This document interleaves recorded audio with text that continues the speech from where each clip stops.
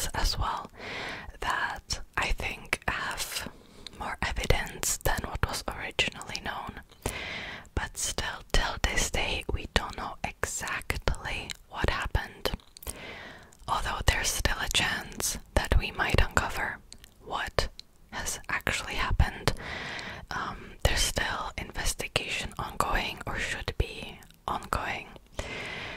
So let's begin.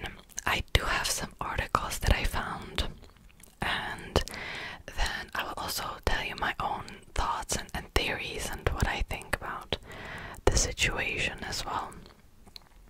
So, Malaysia Airlines Flight 370 disappearance, also called MH370 disappearance, happened on March 8th, 2014 during a flight from Kuala Lumpur to Beijing. I still remember when it happened, although I should say, like, okay, I was 18, right? And I do remember it being on the news, but I feel like the news didn't cover it as much as they should at the time.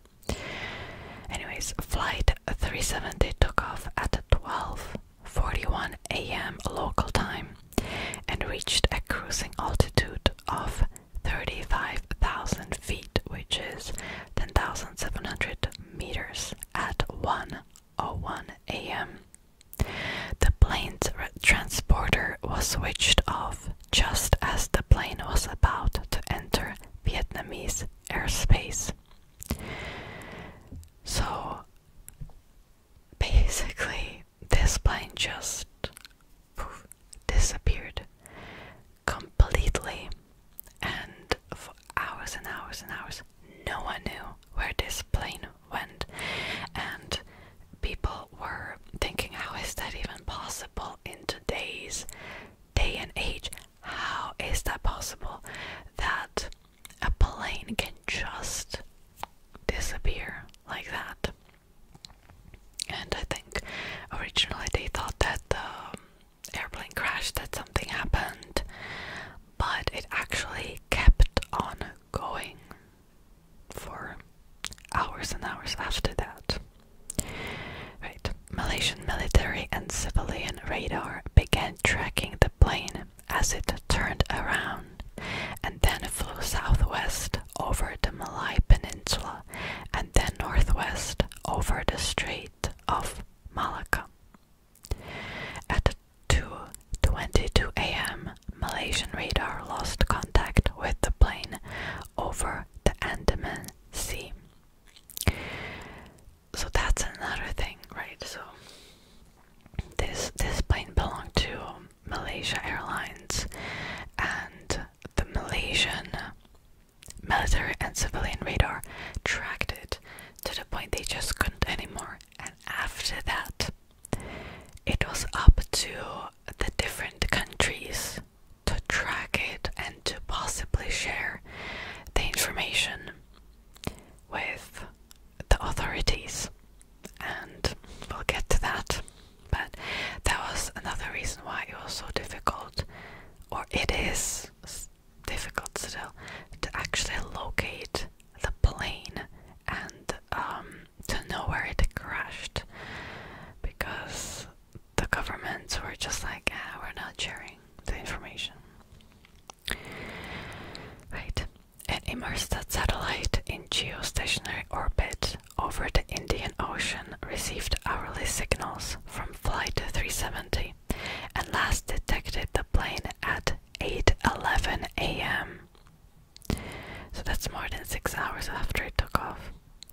On March 24th, Malaysian Prime Minister Najib Razak announced that, based on analysis of the final signals, Inmarsat and the UK's Air Accidents Investigation Branch had concluded that the flight crashed in a remote part of the Indian Ocean, 2,500 kilometers southwest of Australia. The search for wreckage was hampered by the remote location of the crash site, So till this day, they do not know the actual location of the plane, which is very important to figure out what exactly happened. Again, it's just an introduction. We'll get to that. But still, like, this, the fact that it crashed in a remote area, like, nobody really knew where it crashed, and there were so many theories and just wasted resources because just people didn't know. Like, there are some people talking outside. Anyways, the search for wreckage was hampered by the remote location of the crash site. Exactly. Beginning in 2015, pieces of wreckage that suggested the plane had broken up were found washed ashore in Africa and on islands in the Indian Ocean. So they were trying to find debris in Australia first, and they couldn't, and it's because of the sea currents. Anyway, so that was for the introduction, right? This actually was, and it still is, the most expensive search in the history of aviation. It focused initially on the South China Sea and the Andaman Sea, before a novel analysis of the aircraft's automated communications with an Inmarsat satellite indicated that the plane had traveled far southward over the southern Indian Ocean. The lack of official information in the days immediately after the disappearance prompted fierce criticism from the Chinese public, particularly from relatives of the passengers, as most people on board Flight 300 were of Chinese origin.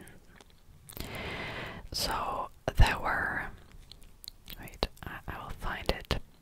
So there were all kinds of nationalities on board, right? So there were 150, more than 150 Chinese people, 50 Malaysians, 6 Australians, 7 Indonesians, and then it was like just different countries: Canada, France, India, Iran, New Zealand, Russia, Taiwan, Ukraine, United States, just all different kinds of nationalities. It was an international flight. And I must say, as I was doing research for this particular mystery, there is just so many bizarre information surrounding it, because 2 of the passengers actually were found with stolen passports. The passenger list was later modified to include 2 Iranian passengers traveling on stolen Austrian and Italian passports. Right, so some people believe that these passengers might have hijacked the plane, but that theory wasn't really popular.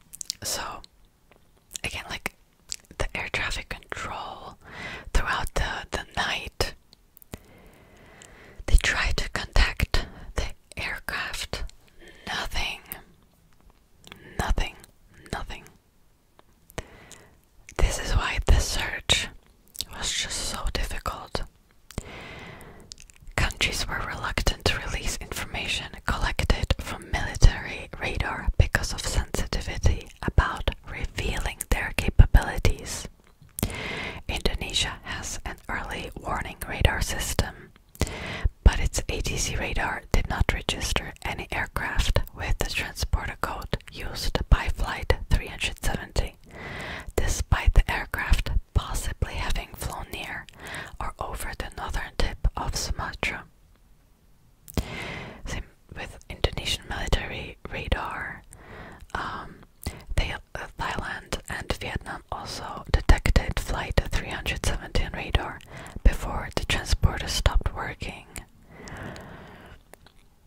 But again, like, it kind of seemed as if the countries just did not want to reveal the information. So pretty much a lot of them were just, oh yeah, we've kind of detected it, but whatever.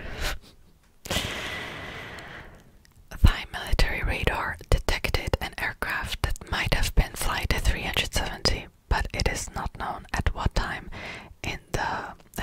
the last radar contact was made, and the signal did not include identifying data. It's like, we don't know, right?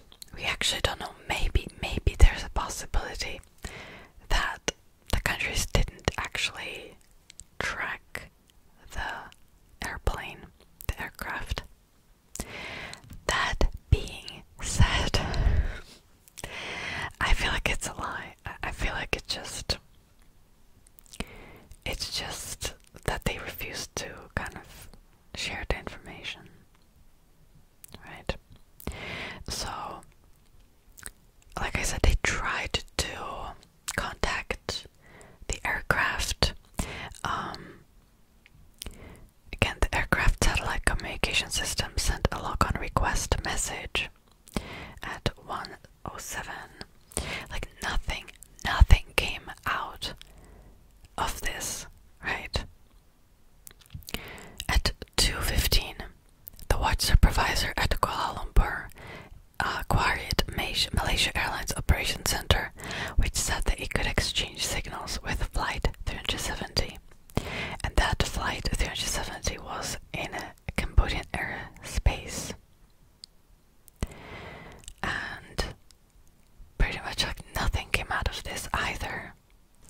So originally, they thought, okay, maybe they had to make an unexpected turn, like something happened in the aircraft, but they're still going to Beijing. I feel like that was the original theory, because it didn't make sense. Like any other theory didn't make sense at the time, and that turned out to be not true. It just went offline completely. So they were trying to find this aircraft, the possible location of the crash, as soon as possible, and that's because they wanted to retrieve data from something called the black box, also known as flight recorder, which is a device that contains the information from the flight, right? Like what's going on. Apparently, like at the time, it can only track information for the last 2 hours. So even if this black box would be found, we wouldn't know what exactly happened when the plane disappeared, but we would know what happened during the crash. And they tried to find it as soon as possible because there are some trackers on the flight recorder, but they only have a battery for 30 days. 30 days only. And after that, gone. So that, I think, originally, like I said, there were a lot of obstructions and they just could not locate it within that time frame. Now, still,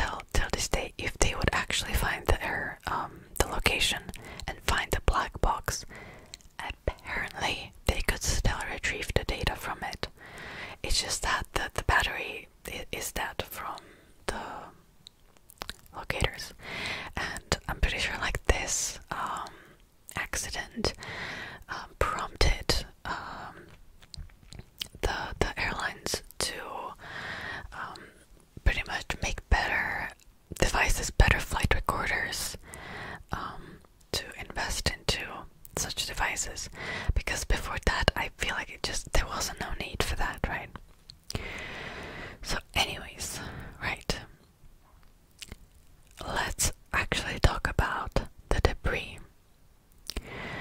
So several pieces of debris washed ashore in the western Indian Ocean during 2015 and 2016. Many of these were confirmed to have originated from Flight 370. After a 3-year search across 120,000 square kilometers, that's insane, of ocean, that's about 46,000 square miles, of ocean failed to locate the aircraft. The Joint Agency Coordination Center heading the operation suspended its activities in January 2017. A second search launched in January 2018 by private contractor Ocean Infinity and also ended without success after 6 months. So the first bigger item was flaperon. So that is something that is on the wing. So that is something that kind of goes from the wing. It kind of changes directions when the airplane starts to slow down. It goes like this. So that's a flaperon, right? The first item of debris to be positively identified as originating from Flight 370 was the right flaperon, a trailing edge control surface.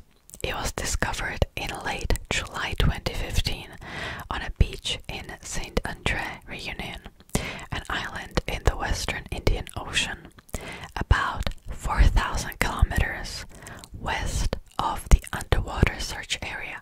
So again, like they tried to search for this airplane and they just couldn't. It was so hard to locate. So then it was examined, and after the discovery, French police conducted a search of the waters for additional debris and found a damaged suitcase that might be linked to Flight 370. The location of the discovery was consistent with models of debris dispersal 16 months after an origin in the search area, then in progress off the west coast of Australia. So then also Malaysia asked authorities in neighboring states to be on alert for marine debris. So why is this important? It actually doesn't say, this article doesn't say what came out of this, right? And later on they found parts from the right stabilizer and right wing. This suggested that when the airplane crashed, it was not slowing down, right? It just, because it wasn't in that position for it to look like the pilot at least tried to like slow down the airplane, and that's why originally the most popular theory was that it just ran out of fuel, but they didn't know what exactly happened. I'll get to the actual theories though in a second. So they found other debris, but nothing significant, right? They didn't find an engine, for example. When I was doing research, usually engine, no matter what happens, remains in one piece. Very recently, they found a debris. Okay, I'll read it now. Flight MH370 debris suggests the pilot lowered plane's landing gear and crashed deliberately. So that is a big discovery, right? A new report published by British engineer Richard Godfrey and American MH370 wreckage hunter Blaine Gibson claims the piece of debris most likely penetrated from the inside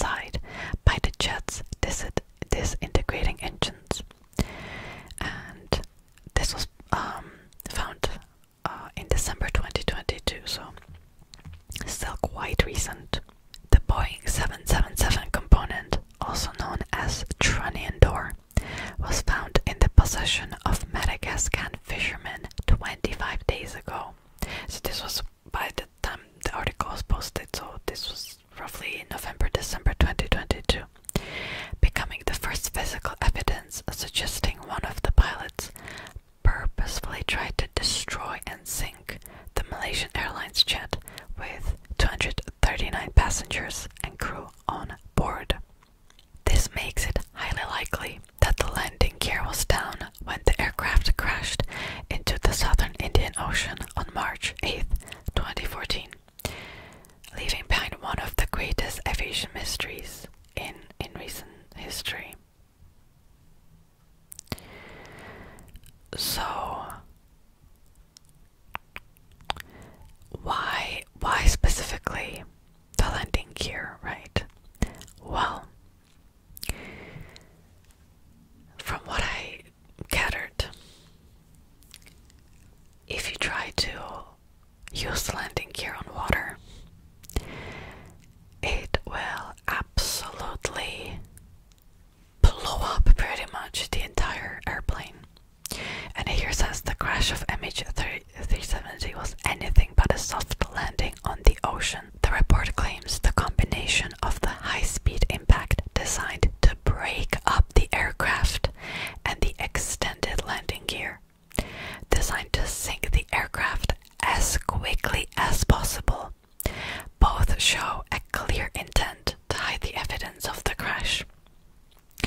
Pilots do not usually lower the undercarriage if they have to perform an emergency landing on water, as the extended landing gear will dig into the water and disrupt contact with the surface, increasing the chances of a catastrophic breakup as the aircraft slows.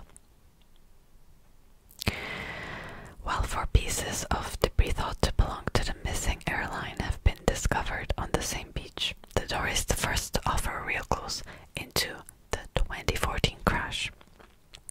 19 pieces of wreckage have so far washed ashore in Madagascar and have been handed to the authorities. The fisherman guarded the debris for more than 5 years, oblivious of its existence. He kept it in his large yard, and his wife used it as a washing board. And he admitted it. He had no idea what it was. So, originally, one of the theories was that something happened. There might have been a malfunction of the systems, and the aircraft just changed location, changed the direction, and at some point just slowly ran out of fuel. Now, even with that theory, okay, let's talk about this first. Obviously, we don't know what could possibly happen. Authorities suggested that maybe something went wrong with the air conditioning, the oxygen. Again, I looked up like how it actually works.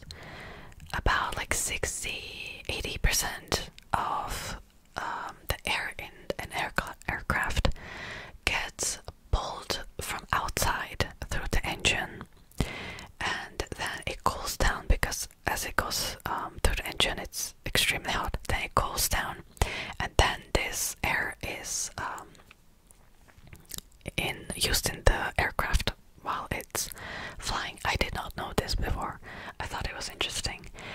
Initially, people thought that something went wrong with it, and there was a hypoxia event, which means that everybody ran out of oxygen. Now, that theory wouldn't explain the reason for the change of direction. It just wouldn't. If something went wrong, the first thing would be that the aircraft, in my opinion, would try to send out emergency signals to the location, and it would, like, why would it change location completely? Makes no sense.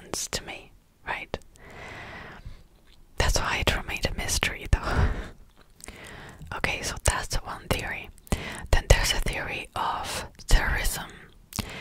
And like I said, they were 2 passengers on the aircraft that had stolen passports. But again, I feel like either this had to be done very well, okay, because like just think about 9/11, right, and the terrorist attack. Like everybody knew what was happening, and obviously like the planes, they sent out emergency signals. And also the fact, I would feel like with terrorism it would just be easier to crash the plane immediately. Like, why wait for 6 more hours for it to crash? I don't know, unless somebody would like really try to cover it up. But I feel like why 6 more hours? It's just so bizarre. Like the whole thing is really, really bizarre. Okay, then another popular theory was that it was a crew suicide and hijacking. And it's because, looking at all the facts, this was done by someone who was experienced with aircrafts, somebody who was an expert.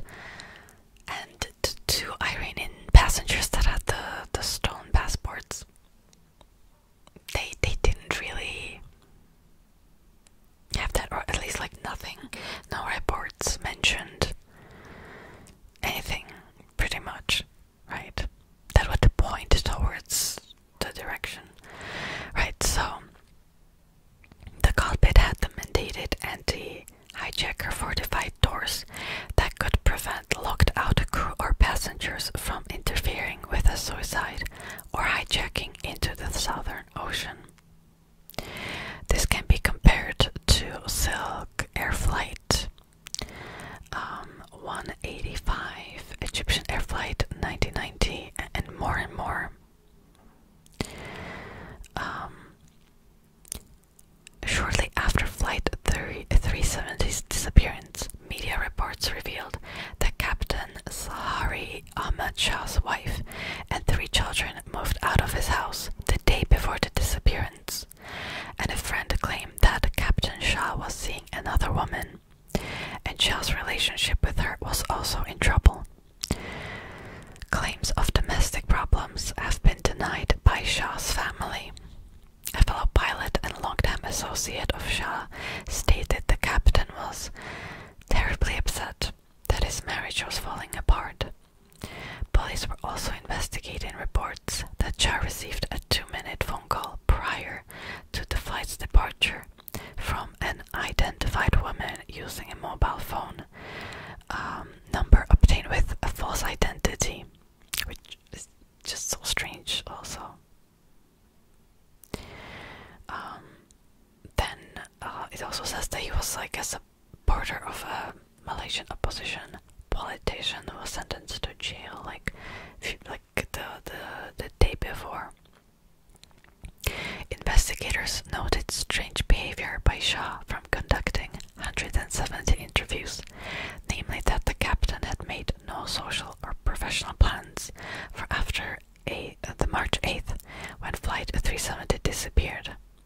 Apparently this was disputed, that he made like a dentist appointment. But this is what I find really interesting, okay? Because this is not really an evidence, right? That his life was pretty much falling apart. That's not evidence. But this is what I find really interesting.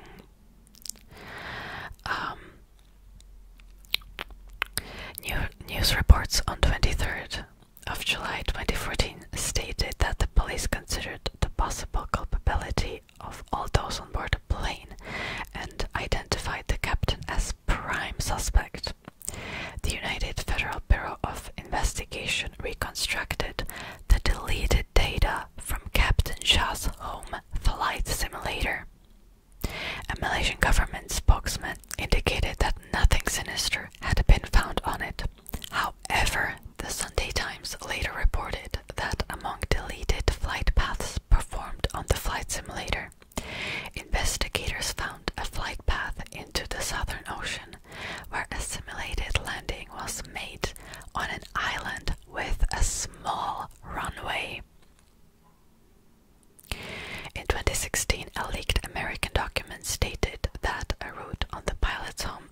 simulator closely matching the projected flight over the Indian Ocean was found during the FBI analysis of the hard drive of the computer used for the flight simulator.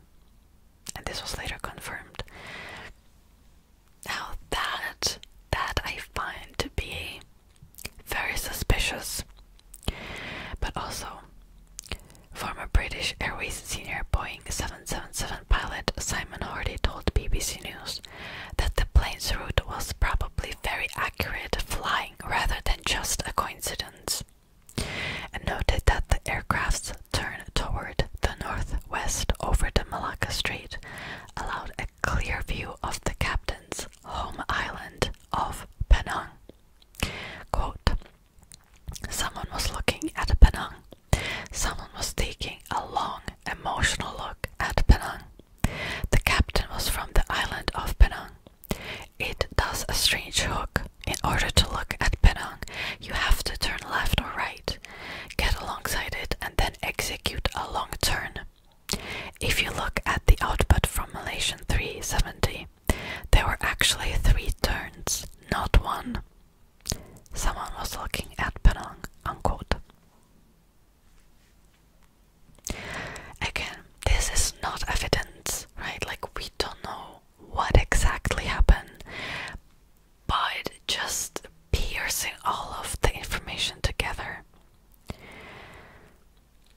with the debris that was found recently, actually, with the flight simulator, with the fact that he took a long look at his home island. And again, this was somebody who was experienced. He was a senior pilot who knew exactly what he was doing. The other co-pilot, he was just about to complete the number of flights that he had to become the main pilot.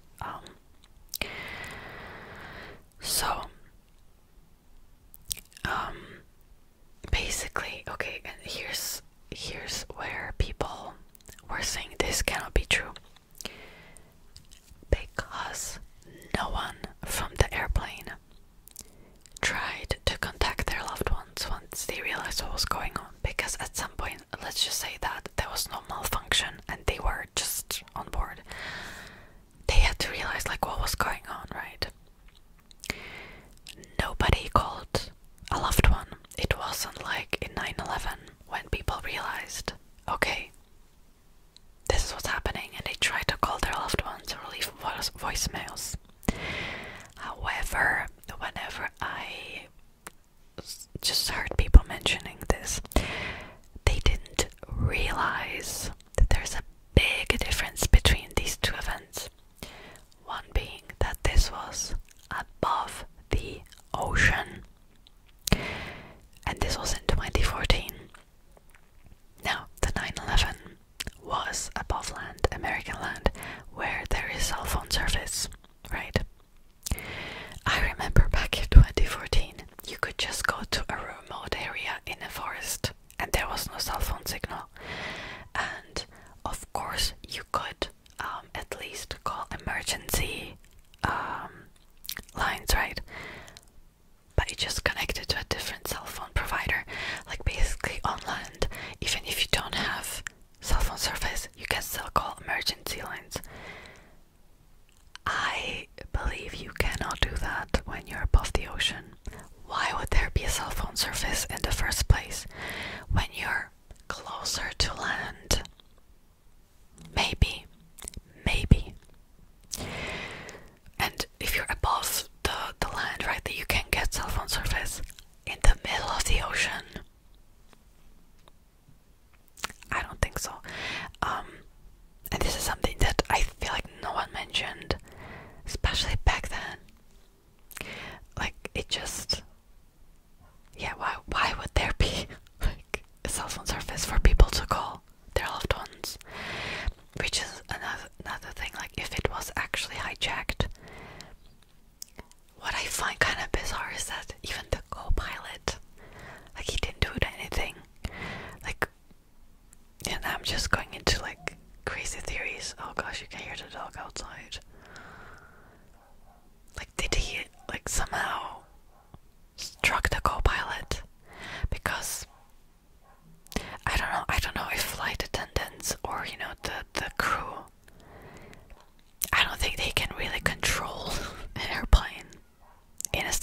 emergency and land safely. Like, if you have more information, like, let me know. Even if you know more about like the cell phone service and why people didn't call their loved ones, like, let me know. That's just like what I've kind of thought, but it's my hypothesis, right? So then there were like more theories that there was a fire because the specific aircraft contained a lot of lithium batteries. So that's another thing, like, there's just so many just possibilities. So it's not safe to carry that many batteries, because if fire starts, the flight would, just be in fire very quickly. Again, this doesn't explain why the direction of the plane was changed, why there was no emergency signal, being made, and why it flew for 6 more hours, undestroyed, probably, intact. Just, I don't know. And one of the most popular theory, and this was what was pretty much the working theory all of these years, was that there was just a malfunction and the airplane simply lost all fuel. Again, let's just say there was a malfunction. Like I said, like, it doesn't explain the deliberate fly route. And again, it was mainly above the ocean. Like, let's just say something would happen. Like, the first thing the pilots would do is to land as safely as possible, if they can. That would be in Vietnam, probably. Wait, no, actually, it made the weird turn still in Malaysian territory, right? So, again, like, if that would be the case, the pilot would try to land as safely as possible.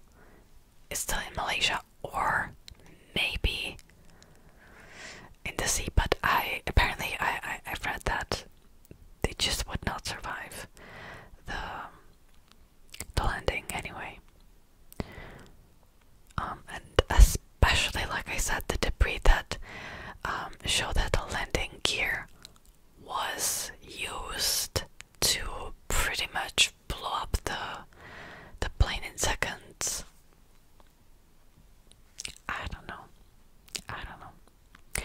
There was a lot of criticism that the official statement that the plane crashed into the Indian Ocean was a blatant cover-up.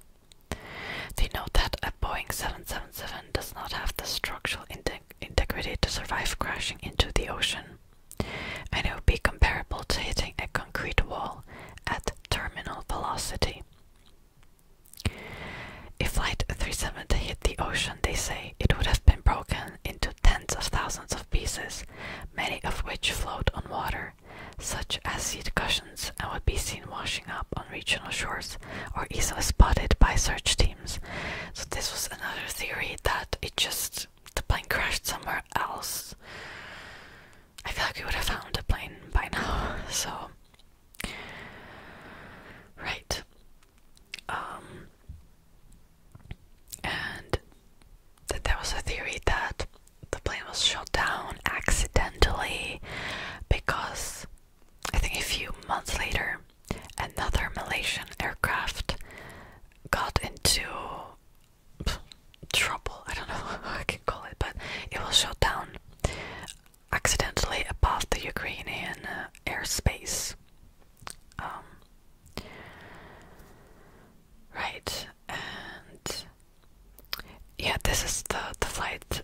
So a few months later, on July 17th, 2014, Malaysia Airline Flight 17 was shot down over Ukraine. And some conspiracy theorists suggest that the plane crashed in Ukraine was actually Flight 370. I don't really believe that. Like, it was, what, 4 months later?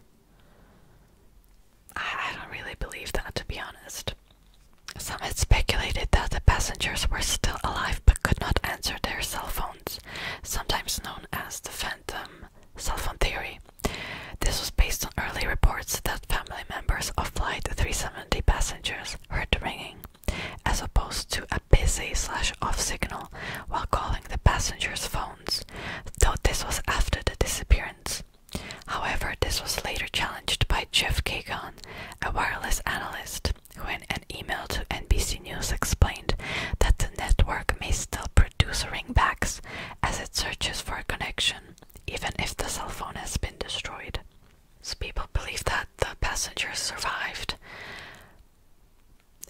like in 9/11, where apparently, like, as soon as the plane crashed, there were like the busy / off signals.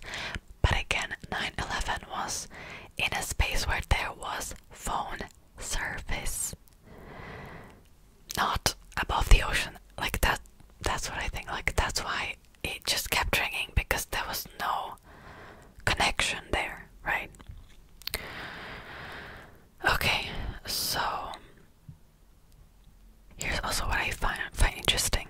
At roughly 5:20 p.m., Captain Zarir Shah responded to a Malaysian air traffic controller saying, "Contact Ho Chi Minh." I think that's the name of the city. "Good night." The plane then went dark, diverted from the intended flight path, and is believed to have run out of fuel 7.5 hours later, crashing into the ocean. Now that I also find quite strange, to be honest, right? With the good night, I mean, maybe I'm just looking like way too much into this. But anyways, let's do a quick summary of this mystery. It got really dark outside. What we know is that the plane crashed into the ocean, right? And even if we would talk about the theory that it just ran out of fuel and there was a malfunction, apparently even that would completely just explode the airplane, because I've looked into it. Like, if that would happen, the engine, like one of them would just give out sooner than the other, and the plane would just go right into the water surface, which there are some theories that that's actually what happened, or pretty much, maybe it's confirmed. It also could have been done deliberately though, especially with the landing gear. Well, we actually have some new information too regarding the location.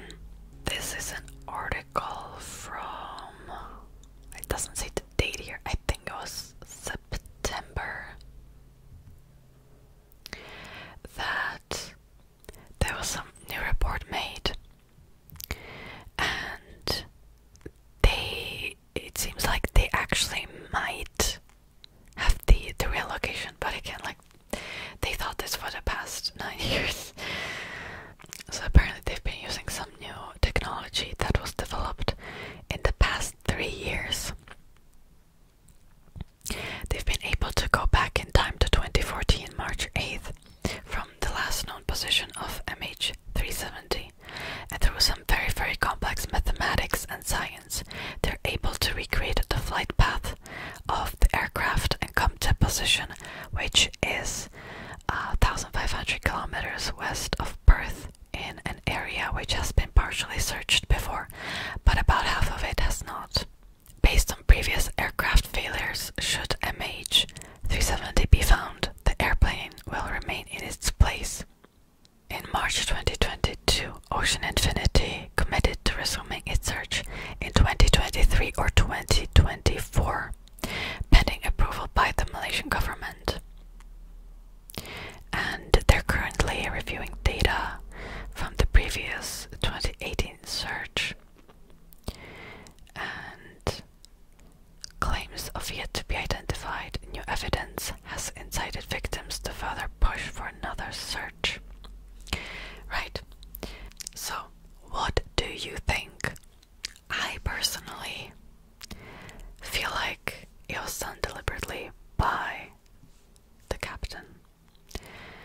We don't know that for sure. Like I said, it still remains a mystery, but there's just too much evidence suggesting that, you know, it was done by an expert. All of the flight routes, the flight simulators, even the fact that his life was pretty much falling apart, and it was done in such a way that it seemed like it was a malfunction. That's what I personally think, especially with the new evidence, right? But it's still bizarre, right? Like, there was still the co-pilot, the crew,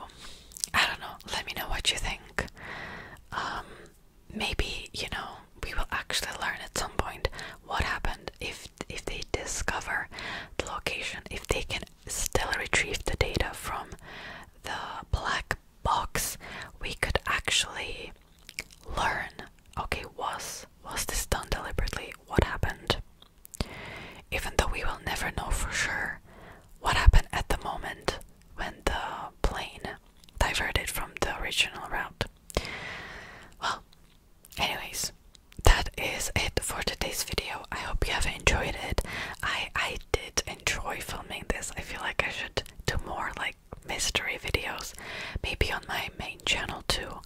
Why not?